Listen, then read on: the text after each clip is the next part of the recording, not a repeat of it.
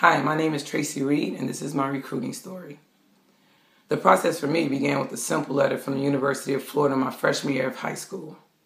I had no idea what this letter meant or how these people even knew who I was.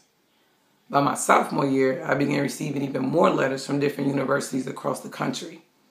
At this time, my high school coach sat down with me to explain how these coaches wanted me to play for their university in exchange for a free education. However, in my mind, college was still a ways away. By the time my junior year arrived, not only was I receiving letters on a daily basis, but I was also receiving phone calls from these coaches now. For me, this was the annoying part of the process. I would be on the phone with these coaches for countless hours from the time I got out of practice up until it was time for me to go to bed. After a while, I was just zoned out and wasn't even taking in any of the information they were giving me because I was just exhausted. Eventually, I would set up home visit with these coaches where they would come and sit with me and my mom to explain in more detail about their program. It was here that I learned how far behind I really was in this process.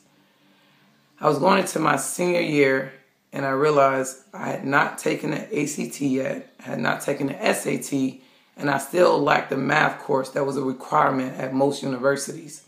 So this put a lot of stress and pressure on me going into my senior year when all I wanted to be worried about was basketball in school. And because I was so far behind in everything, most of the coaches were now trying to convince me that I should go to a JUCO for 2 years. Now that really upset me because I finally made up in my mind that I wanted to attend college and I didn't want to attend a JUCO. I wanted to go to a D1 school.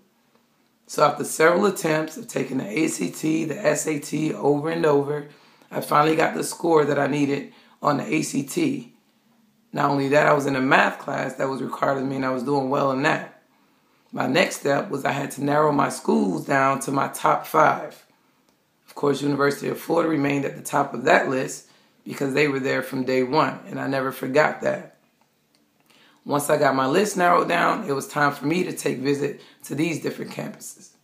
Now, this was the fun part for me because on these trips is where they spoil you and they do everything in their power to try and sell you on why you should come to their university. So after taking all of my trips, I finally narrowed my choices down to my top 2. University of Florida was still in the mix, and I added University of North Carolina. Now, University of North Carolina caught my attention because they had just won the national championship. And on my visit, they had the parade where they were celebrating, and I fell in love immediately. So I knew in my heart, this was definitely one of the schools I could see myself attending. So now it was out of the University of Florida or the University of North Carolina. It was one of the toughest decisions I could ever make.